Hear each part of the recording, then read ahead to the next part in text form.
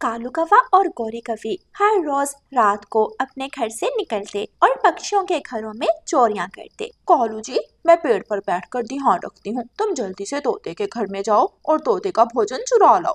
कालू कौवा तोते के घर में जाता है। तोते ने आज शाम मीठे चावल बनाए थे। कालू कौवा मीठे चावलों की हंडिया उठाता है और भाग जाता है। कालू, ये तोते का बचा तो चावल बहुत मजे के बनाता है।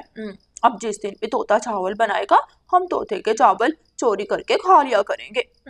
हाँ गोरी, ये चावल तो बहुत स्वादिष्ट है। सब मेहनत करते हैं, मेहनत से कमा कर खाते हैं, और हम मजे मजे से चोरी करके खा लेते हैं। तोता अपने घर के बाहर बैठा रो रहा था। मैंने बहुत मुश्किल से आग जलाई, मैंने बहुत मुश्किल से शक्कर इकट्ठी की, और कोई चोर मेरे मीठे चावल चुरा कर ले गया।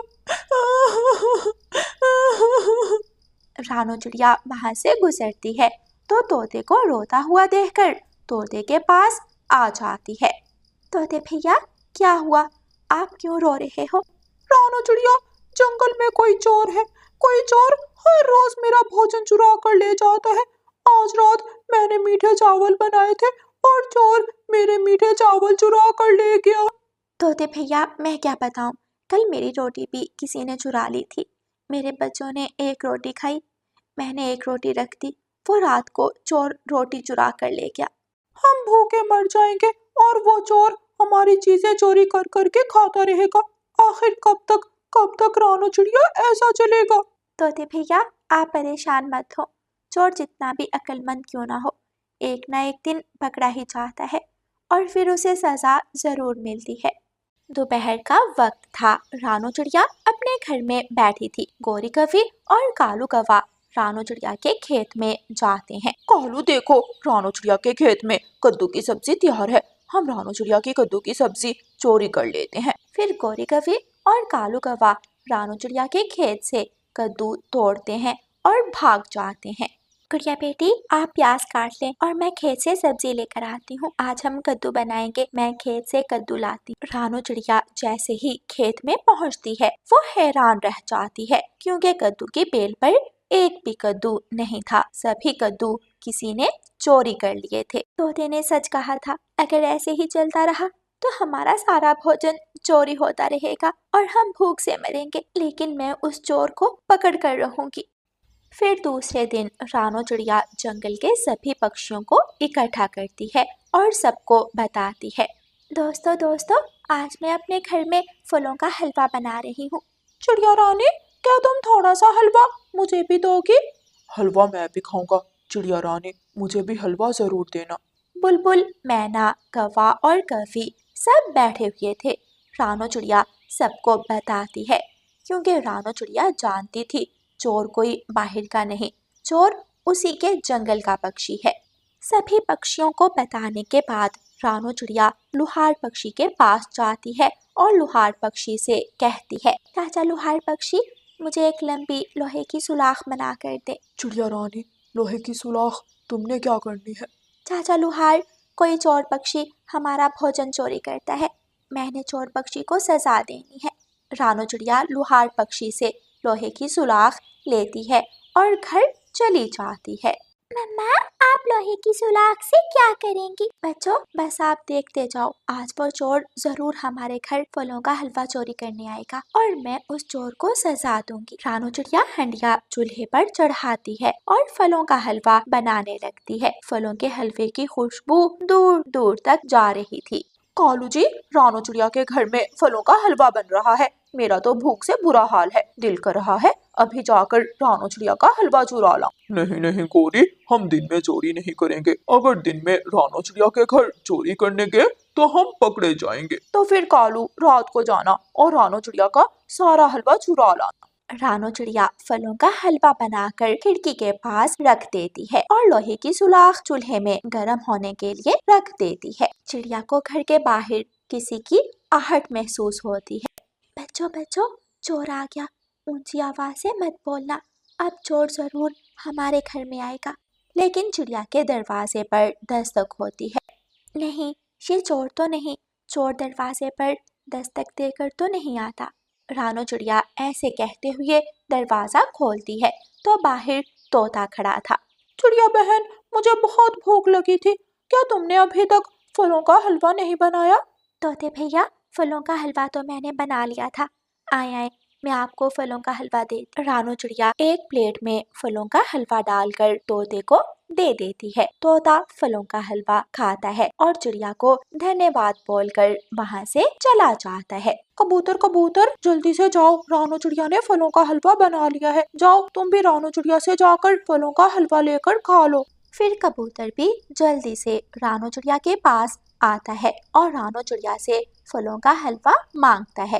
रानो चिड़िया कबूतर को भी हलवा दे देती है। चिड़िया बहन, सच में ये हलवा बहुत स्वादिष्ट है। कबूतर हलवा खाकर चला जाता है। बच्चों, अभी तक कौवा और कवि नहीं आए। मुझे तो ऐसे लग रहा है वो कौवे ही जंगल में चोरियां करते हैं, वरना वो जरूर फलों का हलवा मांगने आते। जैसे ही आधी रात होती है, गोरी कवि कालू कौवे से कहती है, कालू जी, जल्दी जाओ, आधी रात हो गई है, मैं भूख से मर रही हूँ। जल्दी से जाकर रानो चिड़िया का फलों का हलवा चुरा लाओ। हाँ गोरी, मैं अभी जाता हूँ और अभी रानो चिड़िया का फलों का हलवा चुरा कर लाता हूँ। कालू कौवा अपने घर से निकलता है। कालू कौवा खिड़की में जाकर देखता है रानो चिड़िया आंखें बंद करके सोने का नाटक कर रही थी। गुड़िया और कुकू सोए हुए थे। चिड़िया तो सो गई, फलों का हलवा सामने पड़ा है, मैं जल्दी से जाकर चुरा लेता हूँ। कालू कौवा चिड़िया के घर में घुस जाता है। चिड़िया एक आंख खोलकर कौवे को देखती है और लेटी रहती है। जैसे ही कालू कौवा अपनी चोंच हलवे पर लगाता है, रानो चिड़िया चूल्हे से गरम सुर्ख सुलाख निकालकर कालू कौवे की पूंछ पर लगा देती है। हाय मेरी पूंछ, हाय मेरी पूंछ, मेरी पूंछ जल गई। चिड़िया चिड़िया, तूने मेरी पूंछ पर गरम सुलाख लगा दी। अगर दूसरों का भोजन चोरी करके खाएगा तो तेरी पूंछ जरूर जलेगी। काले कौवे, तुझे सजा जरूर मिलेगी। ऐसे कहते हुए रानो चिड़िया गरम गरम सुलाख फिर से कालू कौवे की पूंछ पर लगाती है और कालू कौवा रोता हुआ चिड़िया के घर से भागता है। कालू कौवे की पूंछ से धुआं निकल रहा था। बहुत मुश्किल से कालू कौवा नदी तक पहुंचता है और नदी के पानी से अपनी पूंछ की आग बुझाता है। उधर गौरी कवि का भूख से बुरा हाल था। वो घर में बैठी कौवे का इंतजार कर रही थी। ना जाने कालू कब आएगा, मुझसे अब और इंतजार नहीं होता। गौरी कवि भी घर से निकलती है और सीधी चिड़िया के घर की तरफ जाती है। चिड़िया ने लोहे की सुलाख दोबारा चूल्हे में रख दी थी। गौरी खिड़की में बैठकर देखती है। लगता है कालू कहीं घूमने चला गया है, मैं जल्दी से चिड़िया के घर में जाकर फलों का हलवा खा लेती हूँ। गौरी कवि छलांग लगाती है और चिड़िया के घर में आ जाती है। जैसे ही गौरी चिड़िया के घर में आकर हलवा खाने लगती है, रानो चिड़िया गरम गरम सुलाख गौरी कवि की पूंछ पर भी लगा देती है। गौरी कवि शोर मचाती है, हाय मेरी पूंछ, हाय मेरी पूंछ, मेरी पूंछ जल गई, बचाओ बचाओ, मेरी पूंछ जल गई। गुड़िया और कुकू खूब हंसते हैं और गौरी कवि जलती हुई पूंछ लेकर नदी की तरफ भागती है। गौरी कवि नदी में छलांग लगाती है और अपनी पूंछ की आग बुझाती है। गौरी, तुम यहाँ कैसे? क्या तुम भी रानो चिड़िया के घर हलवा खाने गई थी? हाँ कालू, चिड़िया ने मेरी पूंछ पर गरम गरम लोहे की सुलाख लगा दी। कालू के बच्चे, अगर चिड़िया ने तुम्हारी पूंछ जलाई थी तो तुम मुझे बता देते, मेरी पूंछ तो जलने से बच जाती। फिर दोनों पति पत्नी घर आ जाते हैं और बैठकर रोने लगते हैं। रानो चिड़िया कौवों को अच्छी सजा देती है। शायद अब काले कौवे दोबारा किसी के घर चोरी करने ना जाएं। प्यारे दोस्तों, इस कहानी को लाइक, अपने दोस्तों के साथ शेयर और चैनल को सब्सक्राइब करना बिल्कुल मत भूलना। आपका धन्यवाद। रानो चिड़िया की ऐसी कहानियाँ सुनने के लिए YouTube सर्च बार में रानो चिड़िया की कहानी लिखें या फिर ये बटन दबाकर बोलकर कहें रानो चिड़िया की कहानी। कुकू भाई, चलिए आज हम दोनों नदी पर जाकर खेलते हैं। लेकिन मैं तो अपने दोस्तों के साथ सैर करने जा रहा हूँ। भाई, आप मेरे साथ भी तो सैर करने जा सकते हैं। नहीं, मुझे अपने दोस्तों के साथ घूमना अच्छा लगता है, तुम्हारे साथ नहीं। कुकू बेटा, आप अपनी बहन को भी तो अपना दोस्त बना सकते हो। जैसे दूसरे पक्षियों के साथ बाहर जाते हो, ऐसे ही अपनी बहन के साथ जंगल घूम आया करो। अम्मा, मैं जा रहा हूँ। और गुड़िया बहन, प्लीज मुझे तंग मत किया करें। मुझे आपके साथ बाहर जाना अच्छा नहीं लगता। कुकू चला जाता है और गुड़िया कुकू को जाता हुआ देखती रह जाती है। कुकू अपने दोस्त कीकी और जग्गू कौवे के पास जाता है। जग्गू कौवा और कीकी तो तैयार बैठे थे। कुकू, तुम आ गए, हम तुम्हारा ही इंतजार कर रहे थे। चलो आज पहाड़ों पर मीठा फल खाने जाते हैं। लेकिन दोस्त, सुना है वहाँ खतरा है। जब हम 3 दोस्त एक साथ होंगे तो फिर कैसा खतरा? चलो चलते हैं। फिर कुकू, कीकी और जग्गू कौवा पहाड़ों की तरफ चले जाते हैं। वो सब अभी पहाड़ों पर पहुंचे ही थे कि आसमान में एक बड़ी चील आकर मुंडलाने लगती है। मैंने आपसे कहा भी था कि पहाड़ों पर खतरा है। हम छुप जाते हैं, हम पेड़ में छुप जाते हैं। कुकू झाड़ियों में छुप जाता है और कीकी और जग्गू कौवा पेड़ में छुप जाते हैं। बड़ी चील अपनी तेज नजरों से कुकू को झाड़ियों में छुपा हुआ देख लेती है और सीधी हमला करती है। बचाओ! चील को देखकर कीकी और जग्गू तो पेड़ से निकलकर वापस घरों को भाग जाते हैं और कुकू फंस जाता है। बड़ी चील कुकू को अपने तेज पंजों से मारने लगती है। गुड़िया कुकू की बहन हमेशा अपने भाई का पीछा करती थी, इसलिए आज भी गुड़िया कुकू के पीछे पीछे वहां पहुंच जाती है। चील को कुकू के पास देखकर गुड़िया जल्दी से सामने आती है। चील, चली जाओ, छोड़ दो मेरे भाई को, वरना मैं तुम्हें जान से मार दूंगी। छोटी सी चिड़िया, तुम मेरा कुछ नहीं बिगाड़ सकती। गुड़िया पास पड़ा पत्थर उठाकर चील की तरफ फेंकती है, जो सीधा जाकर चील की आंख पर लगता है। मेरी आंख, मेरी आंख! कुकू भाई, जल्दी चलो यहाँ से, जल्दी चलो। गुड़िया कुकू को लेकर भाग जाती है।